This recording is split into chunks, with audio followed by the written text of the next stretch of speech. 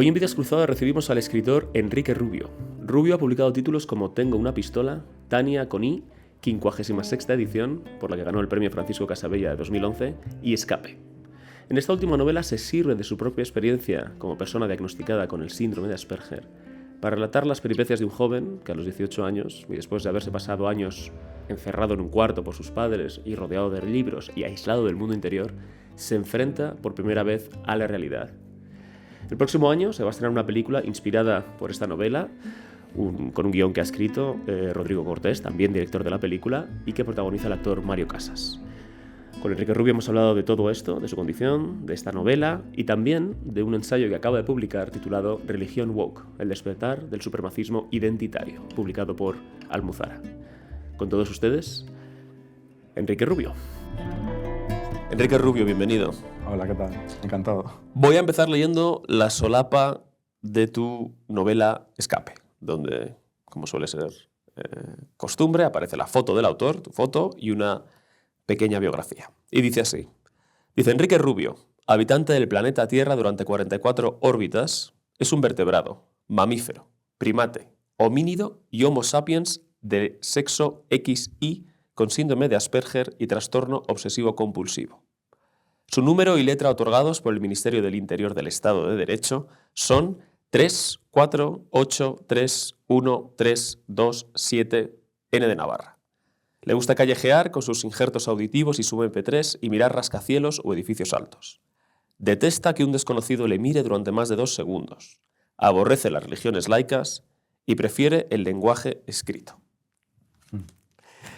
Esta descripción del autor de Escape parece hecha por el protagonista de la novela Escape. Entiendo que eso es con lo que tú querías jugar, ¿no?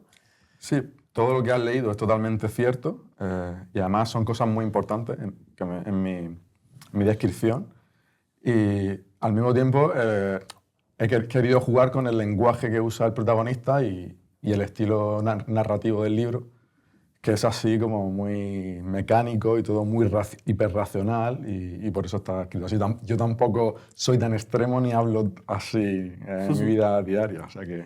Pero sí tienes esa mirada en la que, tan analítica como tiene ese personaje, donde tú tienes que hacer un esfuerzo para entender por qué dos personas están haciendo una determinada acción y la describes casi con un objetivo. Sí, o sea, el Asperger, la personalidad Asperger, porque tampoco lo veo como un síndrome, una enfermedad ni nada de eso. Uh-huh.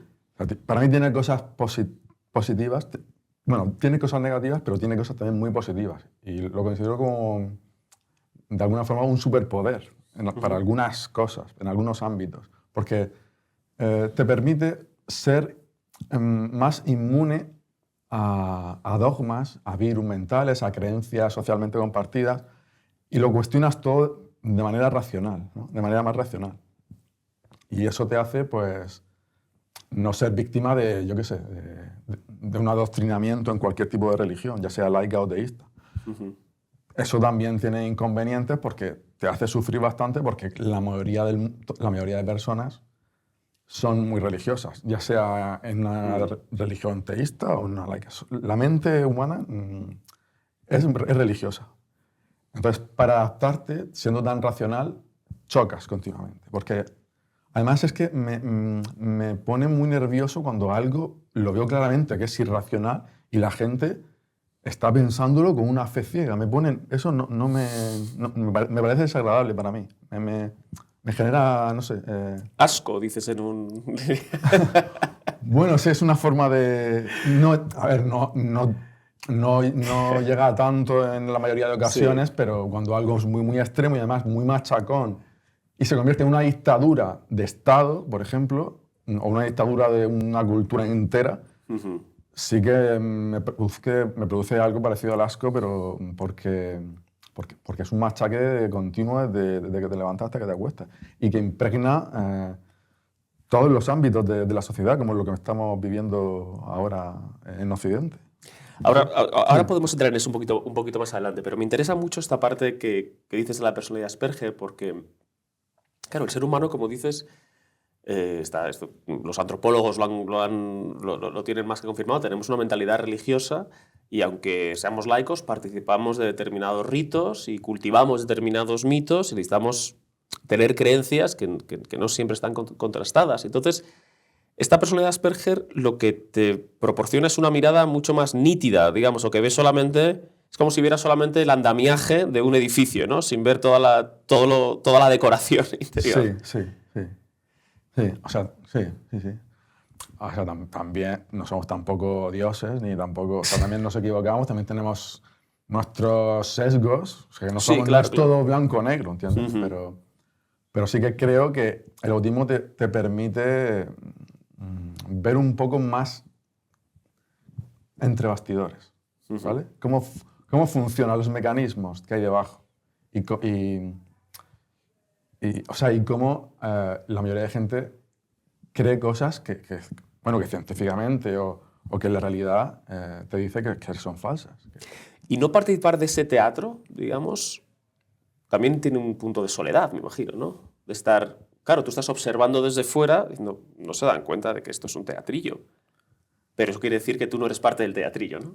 Sí, eso te impide muchas veces adaptarte de una manera saludable al mundo, porque tienes que, aunque te guste o puedas vivir en una burbuja en algunos momentos, al final tienes que, o sea, vives en el mundo y al final tienes que interactuar y tienes que adaptarte a esas mentes que son diferentes a la tuya. Que son neurotípicas, diríamos. Sí, se suele llamar, o sea, en contraposición al espectro autista, se suele llamar los neurotípicos, como los... A lo mejor sería más moderno llamarlo neuronormativo. Sí, también. Y esto quiere decir que esta hiperracionalización de todo quiere decir que una persona con personalidad Asperger necesariamente es menos sensible. Muy buena pregunta, porque yo soy atípico dentro del espectro. Soy atípico. Y también pasa que hay tantos... Claro, realmente hay tantos ¿no? Asperger como sí. personas. Quiero decir, que hay tantas... que realmente una etiqueta es algo que muy general que luego... cada persona que es diagnosticada, quiero decir, no somos iguales, no somos clones. Sí, claro. Entonces, hay muchos tipos de Asperger, igual que hay muchos tipos de personas. O sea, es que no hay... Sí, igual que los neurotípicos, entonces, hay de todo, ¿no? Claro, en el cine, sobre todo, se ha vendido una imagen quizá demasiado de cómic, demasiado exagerada, porque el cine también necesita exagerar algunas cosas para resultar interesante, ¿no? Y en mi caso, y creo que en el de muchos que son diagnósticos de Asperger, por ejemplo, yo me considero muy apasionado, muy sensible, o sea, también soy muy emocional, Por ejemplo, en mi caso, comparto muchos rasgos, pero hay uno que suele indicar autismo, que es cuando no entiendes bien el humor, y a mí el sentido del humor siempre se me ha dado bien, tanto practicarlo como entenderderlo. O sea, entiendo... La ironía, dice, ¿no? Sí, la ironía, no cuando alguien te hace una mucho, broma... No entiendes la ironía. Dobles sentidos, todo eso a mí se me da bien. Luego hay otras partes... Hay otras partes del lenguaje que se me dan mal. Por ejemplo, la poesía desde siempre ha sido un horror para mí. Me resulta desagradable. No solo no las entiendo, sino son muy sencillas y literales, y más literales, sino son... Tipo Emily Dickinson, por ejemplo. Sí, o tipo Bukowski. Por ejemplo, las poesías de Bukowski, que parecían prosa, ¿no? Que son una mezcla de... Pero cuando algo es muy abstracto, como es la mayoría de las poesías, a mí no me desagrada. O sea, porque me pongo nervioso cuando no entiendo algo de manera racional. Eso sí que me pasa mucho. Y, por ejemplo, ¿y la pintura abstracta, por decirlo así, te gusta, te atrae o también te desconcierta esa...? No tanto, no me desconcierta la pintura abstracta. Tampoco es que me haya atraído mucho la pintura. Siempre me ha atraído mucho la música. O sea, para mí mi arte favorito, mi enfermedad es la música por encima de todas las cosas. Y bueno, esto hablábamos de la sensibilidad, es decir, claro, la música es algo que en muchos sentidos es irracional, puede ser muy racional, entiendo, si sabes leer música, escribirla y se convierte en algo más parecido al ajedrez, pero lo que es el disfrute de escucharla... Sin embargo, es curioso que a mí lo que me pasa es que yo busco en la música emociones. Ujú. Me da igual si es virtuoso, cómo está estructurada, si es más o menos Si es tonal o atonal. inteligente desde el punto de vista de un erudito que entienda de música. Me da igual. Si algo a mí me emociona, es lo que yo busco. Yo valoro la música en cuanto a las emociones que me producen. ¿Y la literatura también? ¿Te gusta por las emociones? Es decir, Sí, sí, también. Pero no sé por qué cuando se trata de lenguaje no musical, sino lenguaje verbal o verbal, sí, sí. necesito entender. Cuando algo no entiendo o algo es ambiguo, me produce un desasosiego. No estoy a gusto. Claro, lo que decías de la poesía. No te vale sí. con que sea expresivo, tiene que Sí, además, decirte por ejemplo, algo, ¿no? me pasa mucho que viendo una película, incluso, si hay una parte de repente que no he entendido, ya no puedo seguir disfrutando o me cuesta. Entonces, normalmente las veo en mi casa porque tengo la posibilidad de darle hacia atrás. Por eso el cine no me gusta ir al cine. Porque si de repente se me ha pasado algo, no estaba atento o algo no entendido, o un diálogo, ya me pongo nervioso. Porque quiero entenderlo todo. Ahí soy muy obsesivo con eso. También dices, claro, que tienes trastorno obsesivo compulsivo. Sí, es que yo... Pero eso suele ir aparejado. Es que el Asperger suele tener, uno de los síntomas es una rigidez muy grande y también obsesiones, y muchas veces están solapados, ¿no? O sea, quiero decir, hay muchas veces que se diagnostica como TOC cuando en realidad es Asperger, o hay veces también, como en mi caso, que entro en los dos diagnósticos. Según las pruebas que me han hecho, yo tengo el diagnóstico de TOC y de Asperger. Lo que pasa es que en mi caso, el TOC fue lo primero que me diagnosticaron. Entonces yo he pasado muchos años creyendo que tenía TOC solamente. Pero entonces luego me fui dando cuenta, yo solo, primero, que me atraían muchísimo los Asperger cuando los veía hablar o actuar. Me atraía mucho esa personalidad. Documentales, películas. Y también me pasó que inconscientemente cuando yo empecé a escribir novelas, me di cuenta que casi todos los protagonistas vivían aislados y su personalidad se podría considerar como Asperger.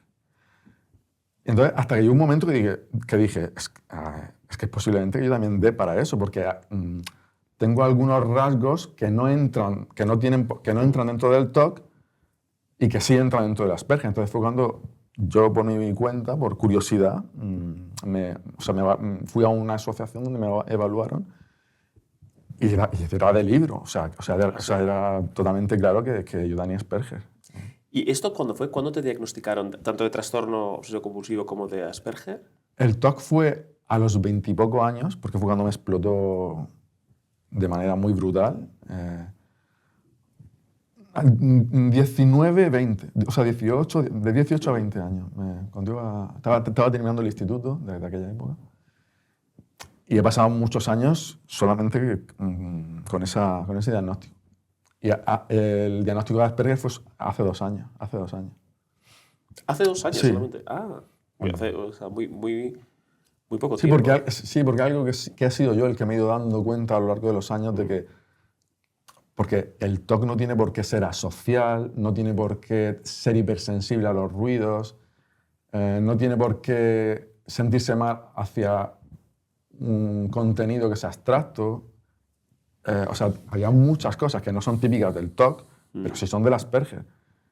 Y en su momento, quien me evaluó no cayó en indagar esa parte más autista, ¿no? No sé por qué. ¿no? Quizá porque eres a lo mejor más funcional que muchos autistas y porque tienes... Sí, eso influye porque también en apariencia no parezco. O sea, hay mucha gente que no se cree que soy Asperger. Luego si me vienen en mi vida cotidiana y mi pensamiento y mi forma de pensar y de vivir el día a día, sé que claramente porque tengo muchas cosas que son bastante molestas. Pero... Sí, pero a lo mejor externamente, sobre todo un poco también a lo mejor con lo que dices, ¿no? Que se ha hecho un poco un estereotipo de que el Asperger es Rain Man, ¿no? Sí, es decir, que tiene habilidades especiales y un superpoder, como decías antes, pero que claramente es una persona muy diferente a un neurotípico. Y entonces, bueno, hay muchos Asperger que aparentemente parecen normales. Sí. Y oye, ¿te molesta que se haya popularizado tanto la gente que dice tengo TOC, para que cuando la gente tiene alguna manía o cuando es un trastorno importante que determina muchas formas de vivir, ¿no?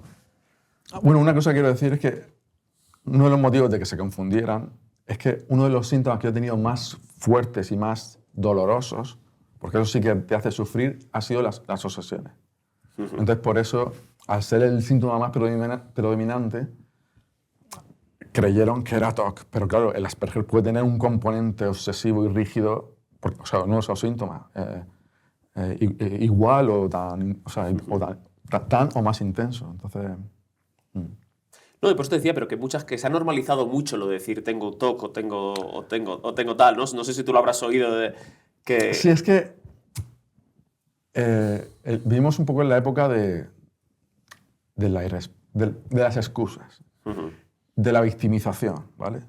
De enseguida querer agarrarte a cualquier cosa para sentirte maltratado, oprimido, marginado y que eso sirva de justificación para que en realidad no estás haciendo nada. O sea, estás un poco estancado y no...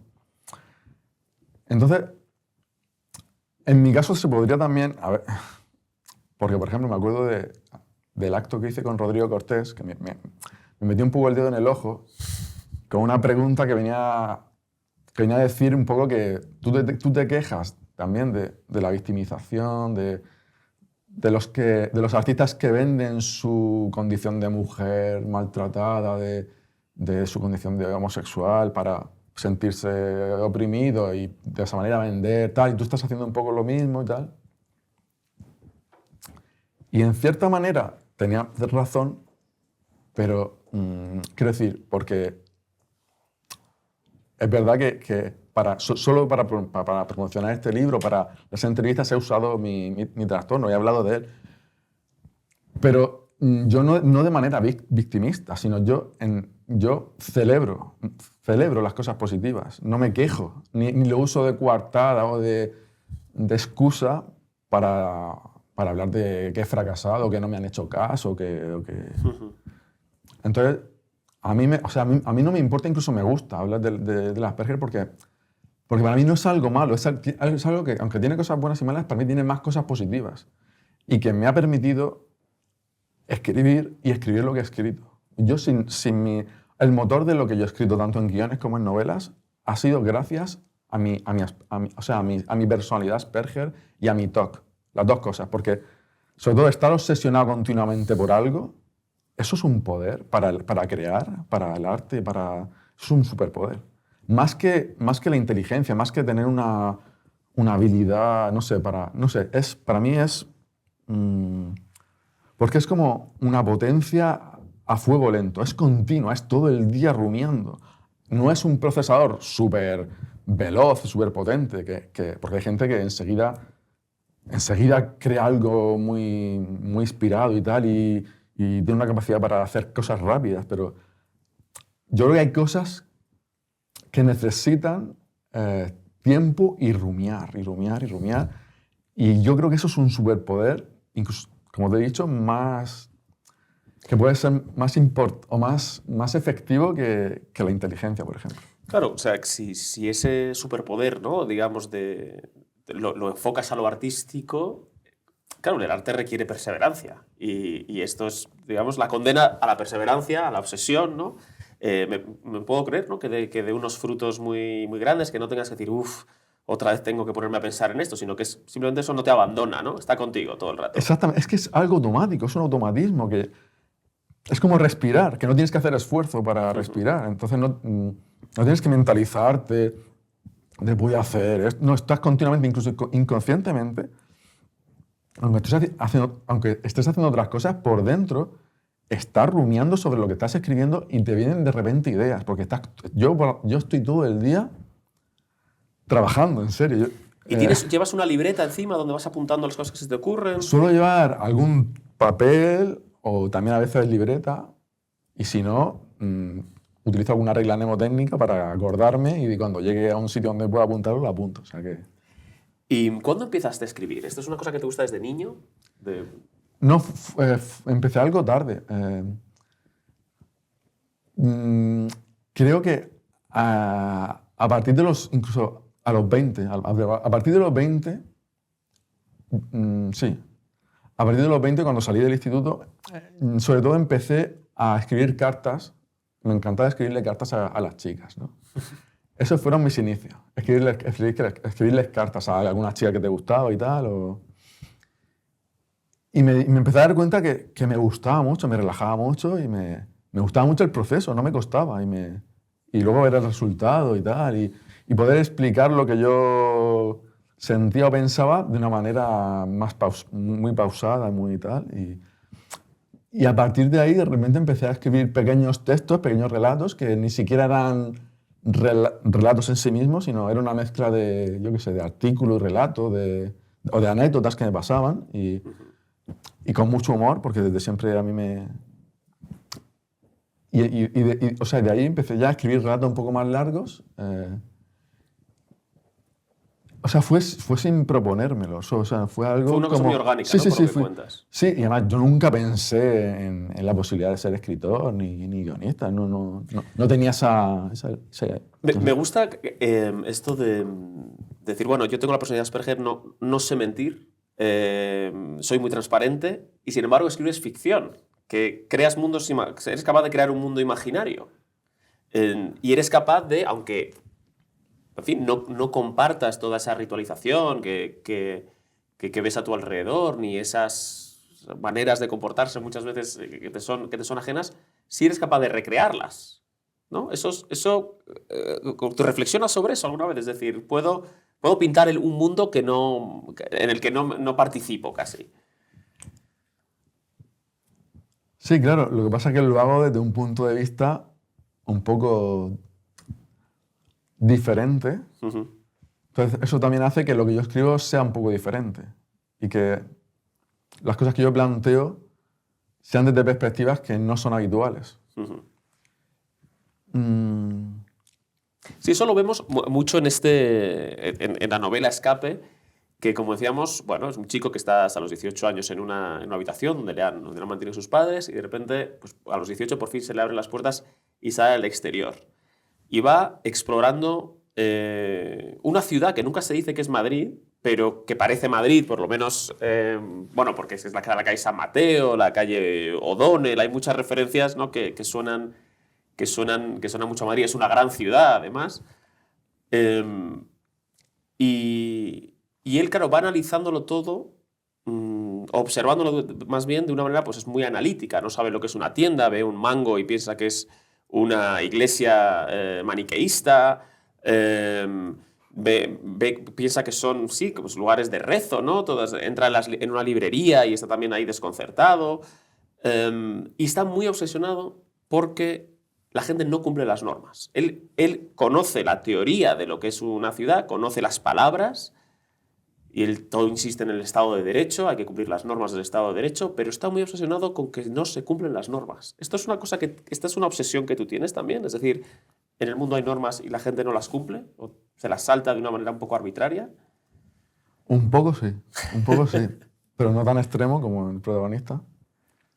Pero lo que me interesaba de la novela es que él, cuando está rodeado de libros, claro, en los libros, sobre todo cuando lee libros de no ficción sobre ideología, religiones, claro, en los libros todo parece perfecto. Porque en la teoría todo es maravilloso. Claro.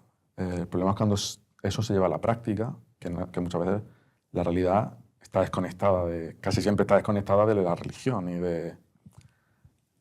Claro, entonces me interesaba ese contraste cuando sale la frustración que siente de que el mundo no es lo que él ha leído en los libros. No tiene nada que ver. Porque todo lo que era perfecto en los libros, de repente ve que no se cumple casi nada.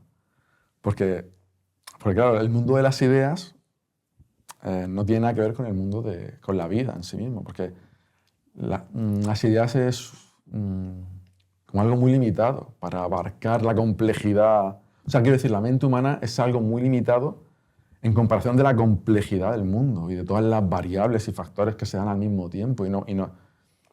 Y es que sería imposible que algo funcionara de manera perfecta o que una religión fuera algo que estuviera conectado con la realidad. Es que sería imposible. O sea. Y es que creo que es muy interesante la premisa esa de que él esté rodeado de libros y todo lo haya aprendido en los libros para entender un poco cómo funciona el autismo. Es decir, parece como que si el autismo fuera una novela, sería esta novela. Porque él entiende las cosas perfectamente, porque las ha leído. Pero hay una parte del entender que no es intelectual, digamos, ¿no? O que no es racional. Y es él ahí donde choca con el mundo, ¿no? Sí, sí. Y su obsesión es encontrar un lugar seguro para escribir. Sí. Esto te identificas con ello también. Un lugar sin ruido, sin interrupciones, donde se cumplan las normas. Sí, es que esta novela primero fue un relato que se llamó Cárcel en el 2005 o así. Y nació la historia. La premisa es la misma que la novela. Y aquel relato nació de mi necesidad de encontrar un sitio tranquilo para escribir, porque me costaba mucho encontrar un sitio sin ruidos y tranquilo. En aquel momento no tenía mi casa propia y además, no sé, me afectaban mucho los ruidos, incluso aunque estuviera en mi casa, porque... entonces, en aquel momento, que ya estaba escribiendo mis primeros relatos, se me ocurrió la idea de querer entrar en la cárcel, porque supuestamente ahí iba a estar, primero, más tranquilo en una celda, ¿no? Como ahí más aislado, y todo iba a estar reglado y ordenado. Sí, sí, a las 8 desayunas, a las 8:30 estás en tu celda escribiendo, a las 11 al patio y así, ¿no? Sí, y entonces se me ocurrió esa historia y de ahí después nació la novela.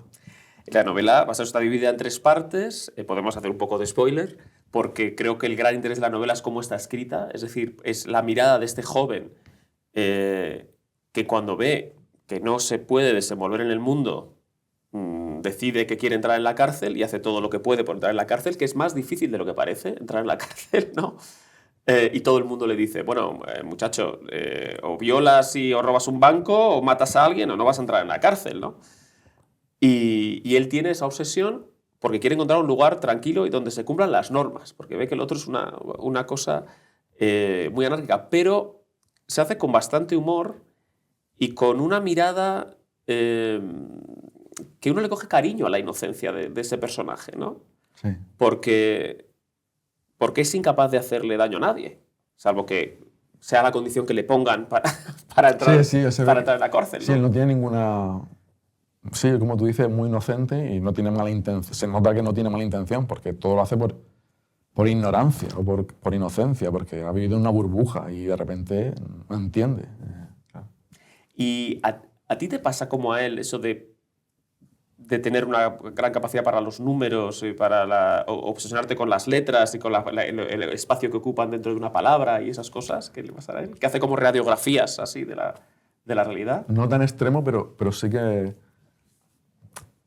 siempre me han seducido mucho, por ejemplo, las simetrías, las cosas circulares, las cosas que encajan como un número capicúa o un palíndromo. Eso sí que a mi mente las cosas que encajan y además que desde el punto de vista que las mires son iguales, que son, ¿entiendes? Como una esfera. Sí, me generan tranquilidad.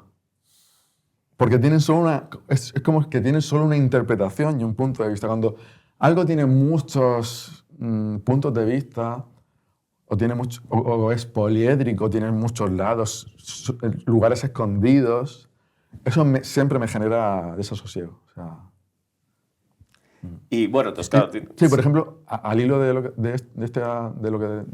que comentas, también siempre me ha generado...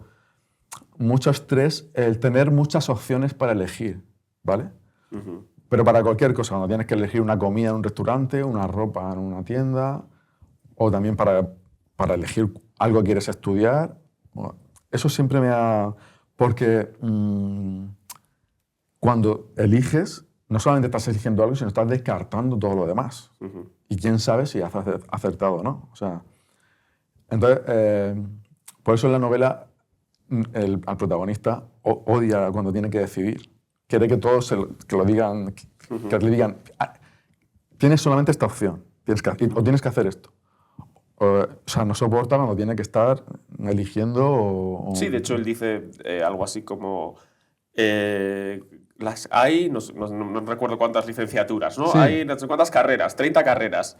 Tengo que elegir una. O sea, tengo una de 30 claro, para y además elegir, es que lo peor es que hay decisiones que son irreversibles. Y no solamente es lo que eliges, sino, como te digo, lo que no eliges. Todo lo que no has elegido, y ya no puedes elegir, porque no hay vuelta atrás. O sea, eso siempre me ha... Y sobre todo en el mundo actual, moderno, cuando tenemos tanta saturación de posibilidades, sobre todo de ocio, por ejemplo, porque en una época histórica anterior la gente no tenía muy pocas opciones de elegir, incluso a veces tenía ya el camino marcado de lo que tenía que hacer. Tú llegas al catálogo de Filmin y te genera malestar ver que hay tantas opciones. Horror. O sea, de hecho, intento evitar...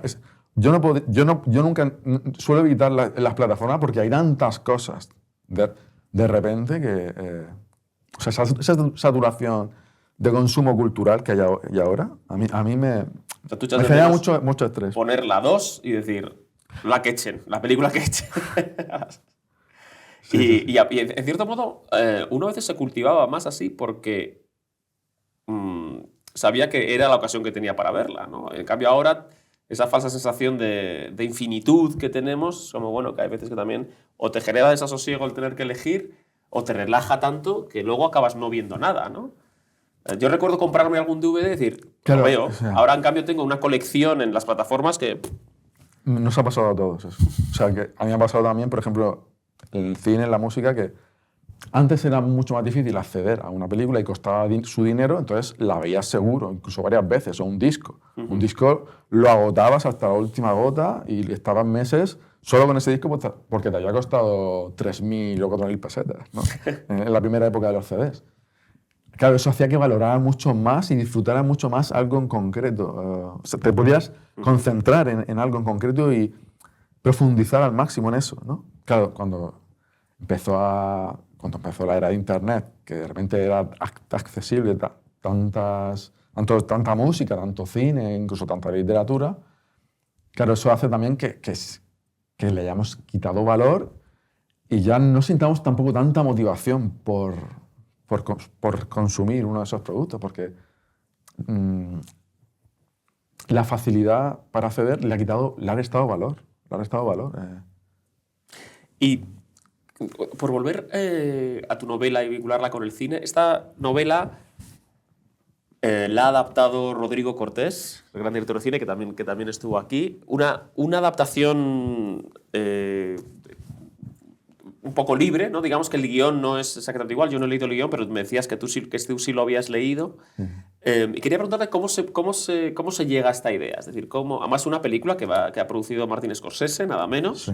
Entonces, ¿cómo pasa esta novela a ser una idea de película a llegar a ser un guión, aunque no sea exactamente igual, pero con premisas compartidas, y finalmente a llegar a ser una producción? Una pregunta, porque la historia es bastante larga. Bueno, yo conocí a Rodrigo en el 2009, cuando publiqué mi primera novela. Que es la de Tengo una pistola. Sí. Que, por cierto, la portada la diseñó él. ¿Ah, sí? Porque le encantó la novela y todavía no estaba en proceso ya de publicarse, pero no teníamos la portada todavía, la editorial. Y sin pedirle nada, él de repente se puso a diseñar portadas y me mandó una que me encantó. O sea, también diseña portadas el tío. Escribe, hace películas, sí, hace de todo. Y diseña portadas también. Sí. Magnífico. ¿Y cómo llegó él a la novela? ¿A cuál? A la primera, que decías que todavía si no tenía portadas, que no estaba... Claro. Sí, porque yo cuando estaba terminando la novela, vi su primera película, Concursante, ¿vale? Y me enamoré totalmente. Me encantó. Y además porque me parecía una rara avis total del cine español. Que iba totalmente a contracorriente y no había nada parecido en el cine español a ese... No iba de la tipo. guerra civil. Sí, exactamente. Entre otras cosas. Sí. Y yo soy muy de apasionamiento. Cuando me apasiona mucho algo, mis límites se difuminan. Mis límites y mi miedo social y tal. Y entonces intenté contactar con él simplemente por decirle lo que me había gustado de su película.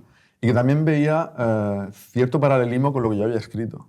Cierto espíritu compartido de desvelar cosas ocultas, ¿vale? Como él en Concursante intenta desvelar lo que hay detrás del sistema financiero que todo el mundo, que nadie conoce y que todo el mundo lo vivimos con naturalidad cuando es una estafa piramidal absoluta, ¿no? Y en mi novela yo trataba de desvelar la corrupción que supone la genética y cómo estamos dominados por la genética de manera totalmente inconsciente. Entonces había un paralelismo en desvelar dos matrix, la matriz financiera y económica y la matriz genética. Entonces me apasionó mucho eso y me puse en contacto con él directamente sin tener intermediarios ni conocerlo de nada. Además fue curioso porque fue una noche vieja, unos minutos antes de las uvas me puse a googlear en busca de algún email que pudiera ponerme en contacto con él. Entonces vi una página donde salía un corto suyo y venía un email de la supuesta productora que había producido el corto y resultó que ese email era su email personal. Esa era una página antigua cuando no tenía cuidado en proteger su intimidad y sus datos y tal. Y entonces yo le escribí en el 2008, unos minutos antes de las uvas, para preguntarle, para decir que quería ponerme en contacto con Rodrigo Cortés, y unos minutos después, en el 2009, a las 12:08 así, me respondió diciéndole que él era Rodrigo Cortés. Y entonces a partir de ahí yo empecé a hablar del Concursante. Él sintió que estaba muy apasionado por su película y de paso también le hablé de mi novela, que veía cosas similares. Entonces me la pidió y se la leyó porque lo pilló en un momento en el que no estaba ocupado. Se la dio enseguida y quedó tan o más entusiasmado que yo con su película. O sea, fue un flechazo ahí mutuo. Pero me gustó porque fue algo auténtico y por el mero contenido artístico que habíamos creado, no por más intereses. Yo no soy de hacer contactos pensando que me van a ayudar. Y nada. Soy apasionado por obras que me encantan. Y sí que me gusta contactar con quien la ha creado, ¿no? Pero no sin más. Y a partir de ahí empezó una relación que ha durado hasta ahora, de que yo cualquier cosa que escribía se la mandaba y le encantaba leerlo y lo leía todo, ha leído todo, lo publicado y lo inédito, lo conoce todo. Y entonces yo, cuando terminé la novela Escape, se la mandé y cuando se la leyó, una de las versiones primigenias, en 2013 me parece, una de las primeras versiones, yo también aproveché para preguntarle si él veía la posibilidad de una película inspirada en esta novela, ¿no? Y me hace gracia porque él me dijo que no la veía como película. Y me dio una serie de argumentos de por qué no, ¿vale? Entonces, bien, yo no estaba de acuerdo, ¿vale? Pero no le dije tampoco nada, no pasa nada. Entonces, eso fue en el 2013. Años después seguimos nuestra relación y de repente 2019 o 2020, de repente, un día me dice que si yo le cedería los derechos de la novela para él escribir un guión. Y dije, pero ¿qué ha pasado aquí? Porque, vamos, de manera así un poco humorística y un poco traviesa, le mandé el email que me escribió hace varios años diciendo que no había película ahí. Y resultó que dice que él se le quedó algo, una semilla ahí en la mente al leer esa novela que con los años fue germinando. Fue germinando hasta obsesionarse con la idea de que alguien entrara en la cárcel por su voluntad propia. Y entonces, pues, a partir de ahí, él quiso, porque su idea era hacer una versión propia de la novela. No quería, porque yo tenía un guión y no quería ni leerlo. Tú ya habías hecho un guión. Sí, yo tenía un guión, pero él... Una adaptación más literal, me imagino, de la novela. A mí, por un lado, me pareció bien porque sabía que la película iba a ser muy diferente. Y yo no le doy tampoco mucho sentido que una película sea muy parecida a un libro. O sea, ¿entiendes? Me gusta que sean cosas diferentes. O sea, yo prefiero que una novela, aunque esté inspirada en un libro, sea algo diferente. Entonces, yo acepté, porque además me encantaba que Rodrigo fuera el director y quien lo adaptara, porque para mí es alguien que valoro mucho todo lo que ha hecho, sobre todo Concursante, que sigue siendo mi película favorita. Hay otras también que me encantan, como la última, El amor en su lugar, me parece una obra maestra que ha sido totalmente ninguneada en España, tanto en la distribución como en los festivales, como en los premios, pero de manera vergonzosa. Porque esa película, cuando ha sido analizada por gente que no tiene más interés que el cine, la ha puesto por las nubes, tanto críticos como en algunos festivales internacionales, como el propio Scorsese, que la pone por las nubes. Sí, sí.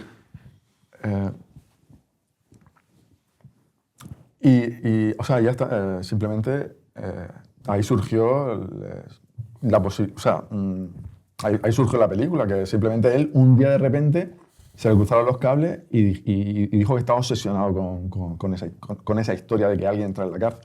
Pero respondiendo a tu pregunta, porque me he ido un poco por los ramas. No, yo te he seguido. Bueno, eso llega de ahí la idea, pero aparte el milagro, si me permites, el milagro es que se haya hecho. Porque yo supongo que hay muchas ideas que están germinando en las cabezas de creadores, ¿no? Y supongo que el propio Rodrigo, tú mismo, pues tendréis distintas ideas que están por ahí. Bueno, a lo mejor tú justamente estás más enfocado, ¿no?, en una idea cuando la coges por lo que decías antes. Pero bueno, el milagro es que eso se convierta en un guión, ese guión encuentre una producción de Scorsese, ni más lejos, y que se ruede y que se haga, ¿no? Esa es el verdadero milagro, ¿no? O sea, que se haya rodado Escape es un milagro. Pero también he de decir que o sea, el único director en España capaz, tanto por talento como mentalidad suicida, porque no le tiene miedo a nada, ni ha agachado la cabeza ante ninguna religión, es Rodrigo Cortés. O sea, lo siento, pero tengo que decirlo. Tengo que decirlo porque conozco bastante el mundo del cine y eso pesado, y he conocido a muchos directores y hay un miedo grandísimo a hacer algo, ya no solo que pueda criticar algo de la religión actual, sino hacer algo que no sea a favor, ¿entiendes? O sea, una historia que no tenga nada que ver con las historias que están haciendo desde hace unos años, ya a los directores ya les da miedo. O sea, ¿entiendes? Yo creo que el nivel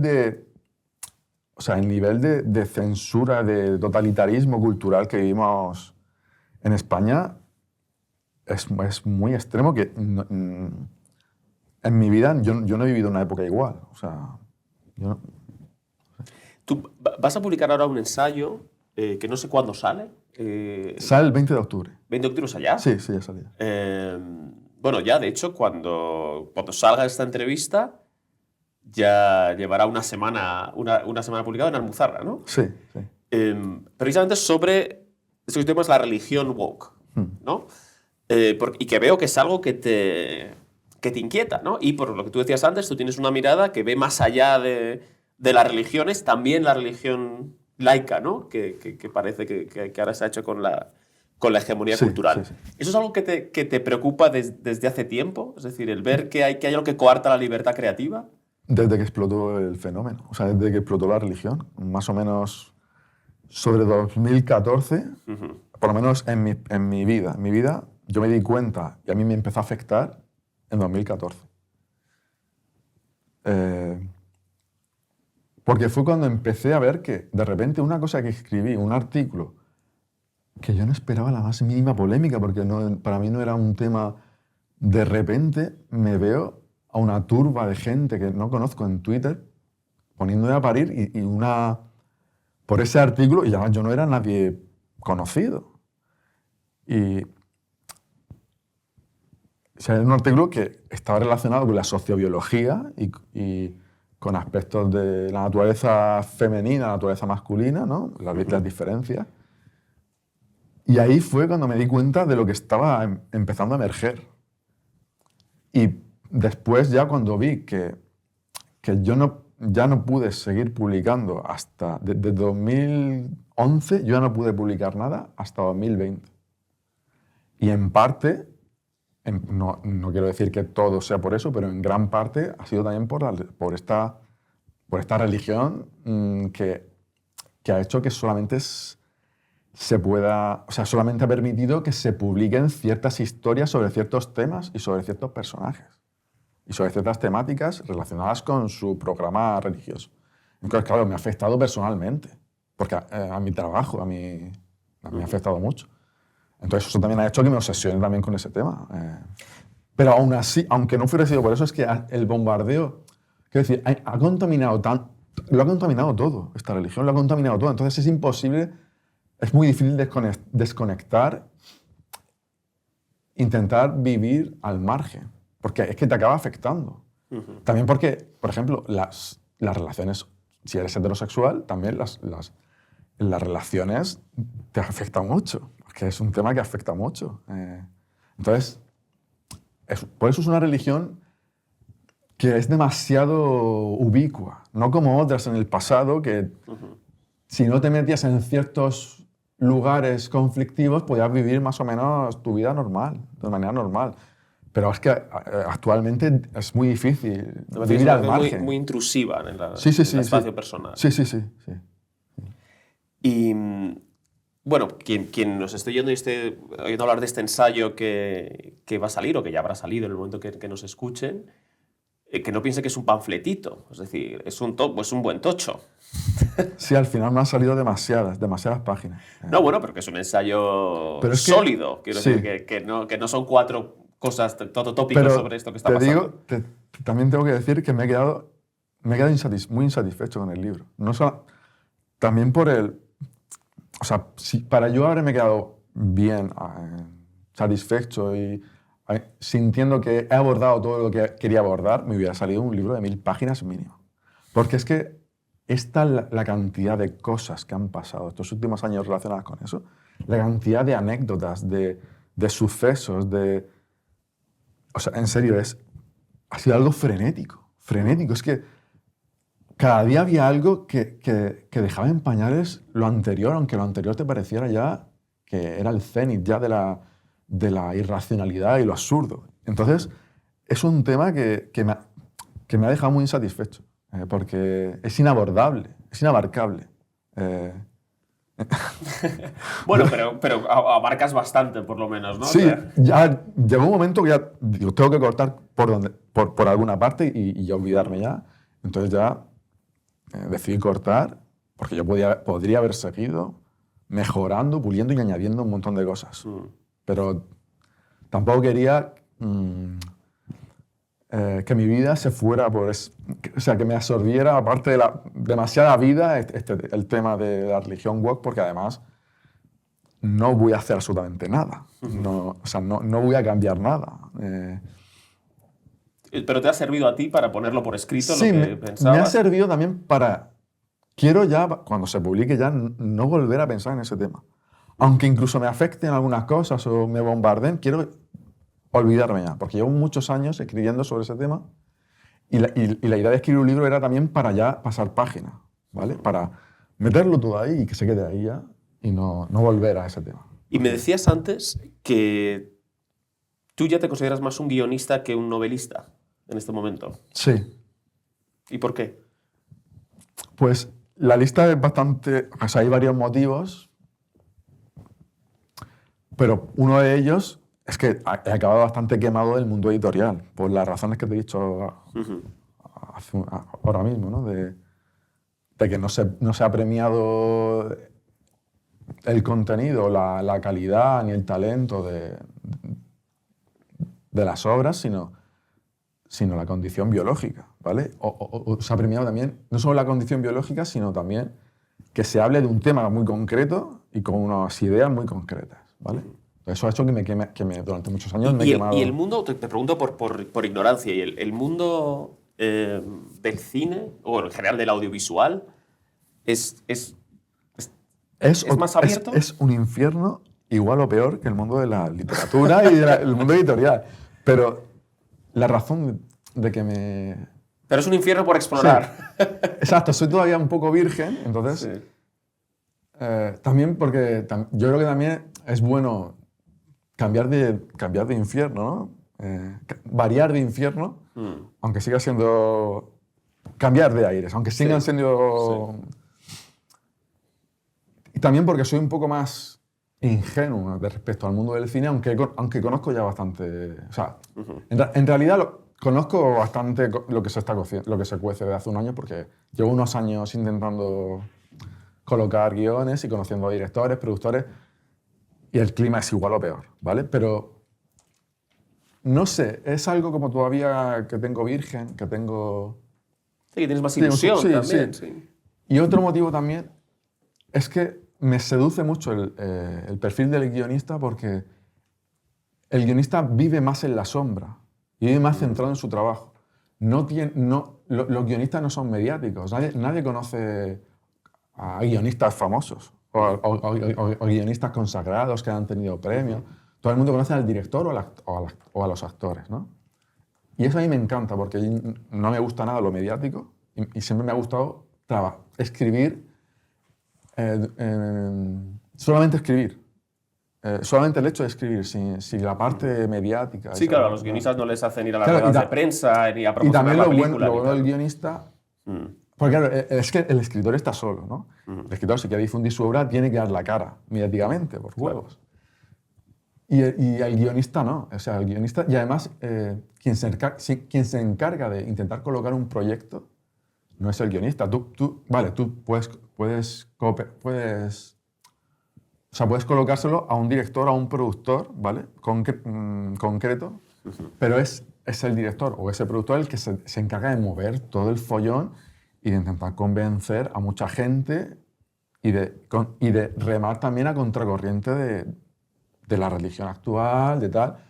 Y el guionista no es quiero decir, se desentiende un poco de ese labor Y desde el punto de vista de la labor creativa, ¿te atrae el guión también porque tiene unas estructuras mucho más pautadas? Por lo general, por supuesto, hay gente que se salta las pautas, pero los guiones son mucho más ordenados que las novelas, menos libres, ¿no? Es que otra razón de que me esté más apasionado por el guión es que también por el hecho mismo de escribir un guión, ahora mismo me seduce más y me lo paso mejor que con la novela ahora mismo.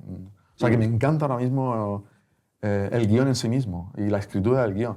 También porque a mí, una de las cosas que mejor se me han dado, y no solamente lo he dicho yo, sino que lo he dicho a otras personas, que se dan muy bien los diálogos, se me dan muy bien los diálogos. Y en un guión los diálogos son muy importantes, ¿no? Y en mis novelas las descripciones no son lo mío ni tampoco me interesan mucho. Me interesa más lo psicológico. Y el guión, no sé... Sí, también tiene una estructura más pautada y jugar con picar los diálogos. Sí, y eso un poco también... Sí, la estructura está más delimitada.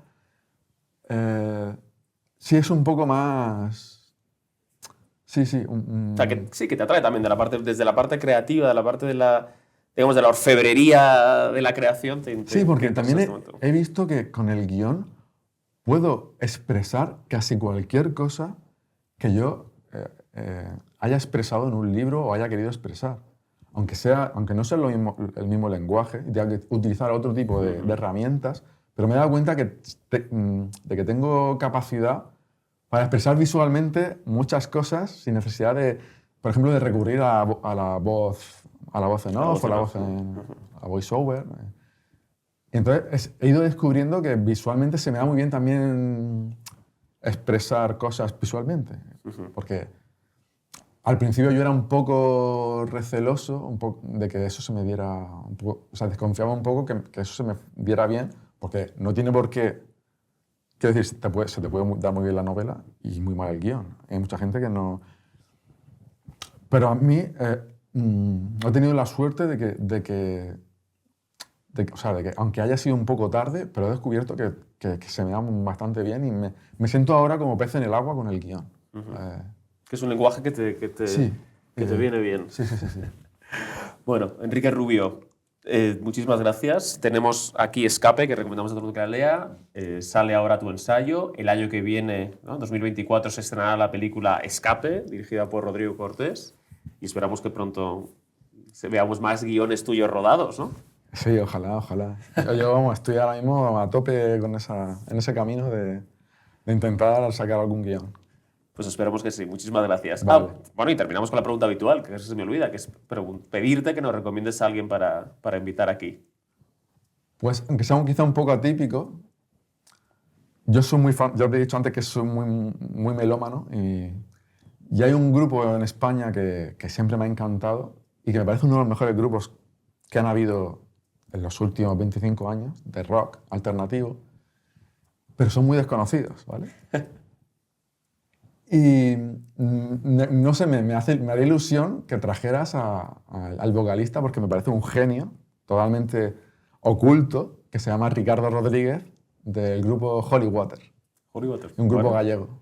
¿Ah, sí? Vale, pues lo tomamos nota, voy a escuchármelo, Vale. porque efectivamente yo tampoco soy un gran conocedor, pero bueno, me voy con eso aprendido y tomo nota. Muchísimas gracias. Vale, venga. Igualmente.